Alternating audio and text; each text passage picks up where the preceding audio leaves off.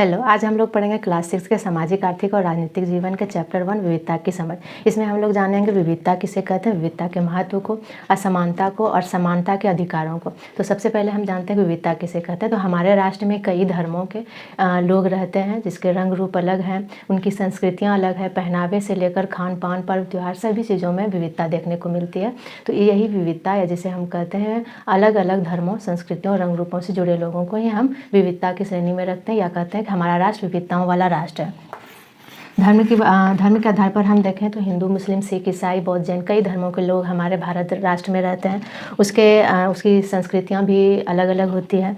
और अगर भाषा के आधार पर देखें तो हमारे भारत राष्ट्र में करीब 1652 से भी अधिक भाषाएं बोली जाती हैं, जिसमें से कि भारत के संविधान की 8वीं अनुसूची में अगर हम बात करें, 8वीं अनुसूची में केवल 22 भाषाओं को शामिल किया गया है। जो प्राचीन संस्कृतियों से जुड़ी हुई भाषाएं हैं उन्हीं को केवल उसमें शामिल किया गया है।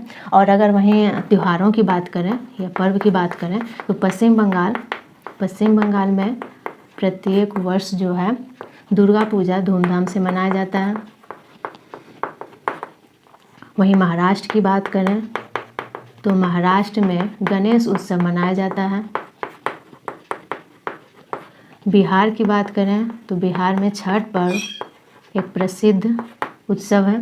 वहीं अगर हम झारखंड या उड़ीसा क्षेत्र की ओर देखें, झारखंड और उड़ीसा क्षेत्रों की ओर, तो वहाँ एक पर्व है सरहुल, वो मनाया जाता है।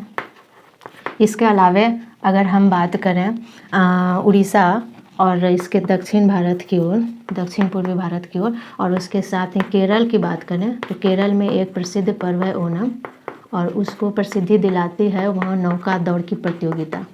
प्रत्येक वर्ष वहाँ नौका दौड़ की प्रतियोगिता रखी जाती है जो उसको प्रसिद्धि दिलाती है। तो ये कुछ पर्व के आधार पर हम विविधता को देखते हैं।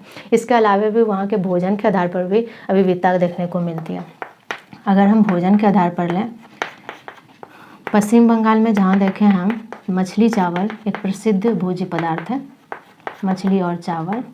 वहीं अगर हम बिहार की बात करें तो बिहार में लिट्टी चोखा प्रसिद्ध है। और अगर हम दक्षिण भारत की बात करें, जैसे आंध्र प्रदेश, तमिलनाडु, केरल, उन क्षेत्रों में इडली, सांभर और डोसा, इन जैसे जो खाद्य पदार्थ हैं वो काफ़ी प्रसिद्ध है। इडली, डोसा और सांभर आदि ये कुछ प्रसिद्ध खाद्य पदार्थ हैं। वहीं हम पंजाब की बात करें तो पंजाब में मक्के की रोटी और सरसों का साग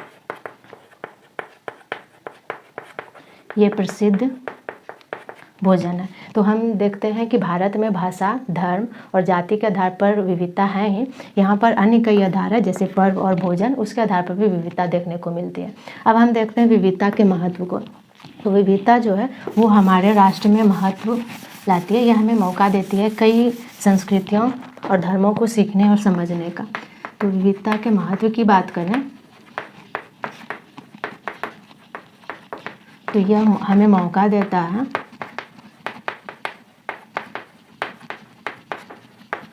कई धर्मों, भाषाओं आदि को सीखने और समझने का।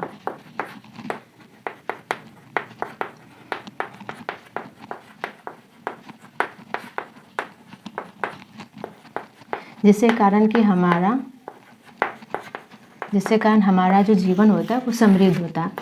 इससे हमें काफ़ी लाभ होता है। हमें किसी भी धर्म को जानने या समझने के लिए किसी अलग प्रांत में या भाषाओं को सीखने के लिए अलग प्रांत में नहीं जानना पड़ता है।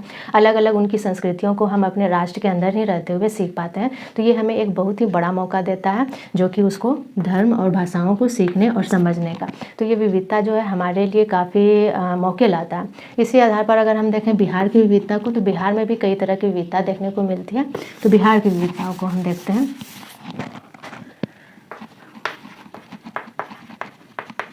बिहार में भी विविधता के कई आधार हैं।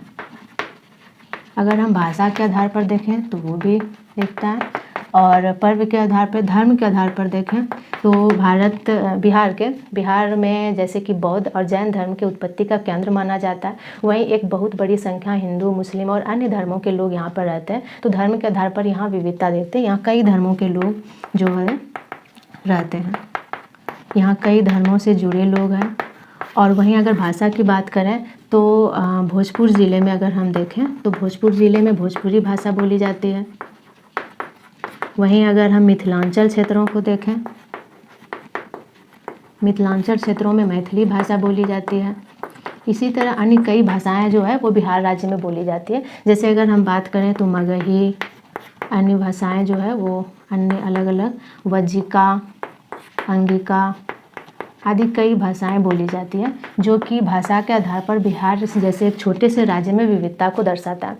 इसी तरह अगर हम भौगोलिक स्थिति के अनुसार देखें तो प्रत्येक वर्ष देखते हैं कि उत्तरी बिहार जो है वो हमेशा ही बाढ़ के चपेट में आता है।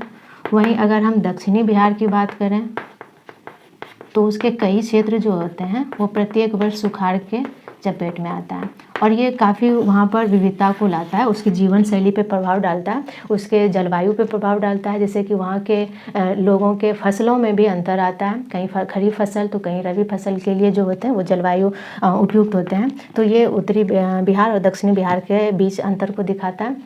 तो बिहार में हम देखते हैं कि कई आधार है, बिहार एक छोटे से राज्य में भी कई आधारों पर विविधता देखने को मिलती है। अब इन विविधताओं के कारण उत्पन्न हुए असमानता को हम देखते हैं। असमानता उस स्थिति को कहते हैं जब समाज में सभी को समान अधिकार की प्राप्ति नहीं होती है। तो हम देखते हैं कि असमानता के कारण होता है विविधता। अलग अलग धर्मों और जातियों के कारण ही यहाँ पर असमानता देखा जाता है, जहाँ पर समान अधिकार सभी वर्गों को नहीं मिल पाता। इसमें से कोई एक समुदाय जो होता है, कोई एक समुदाय के धर्म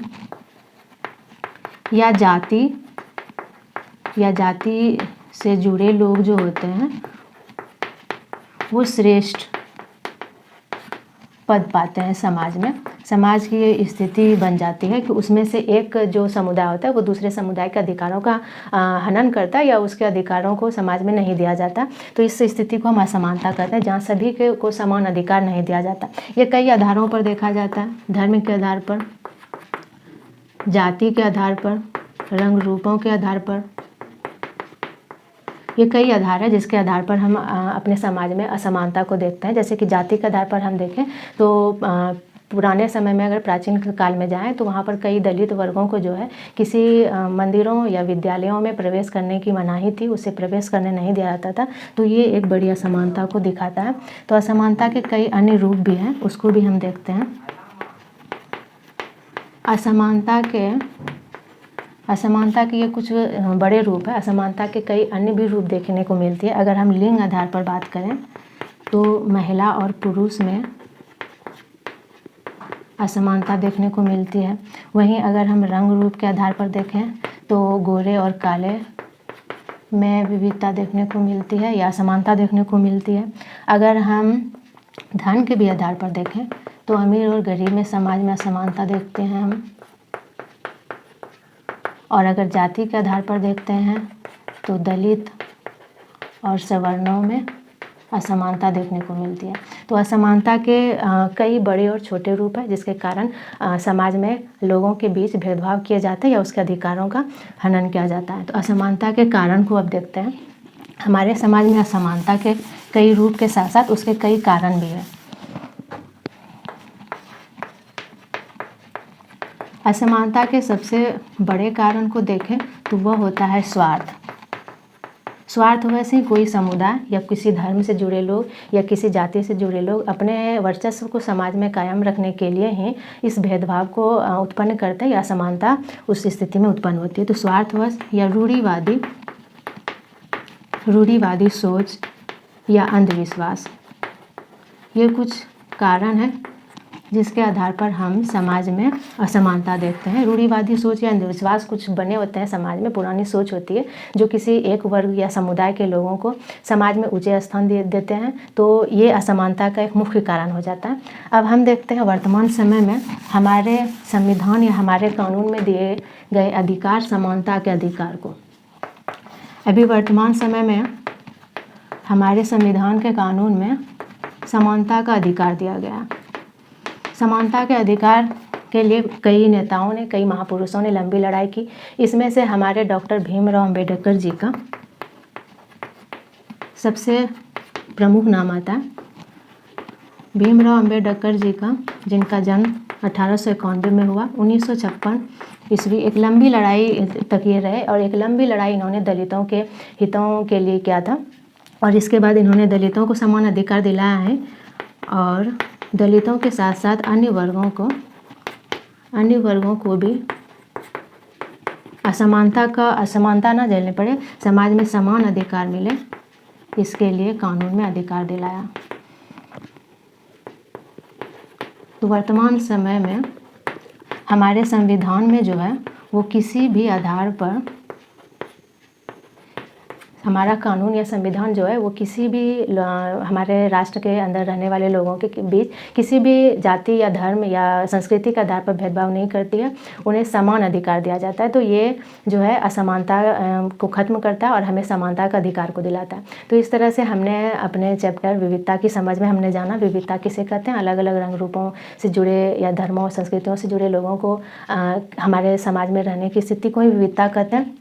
ये इसके काफ़ी महत्व भी है, ये हमें मौका देता है उनको सीखने और समझने का।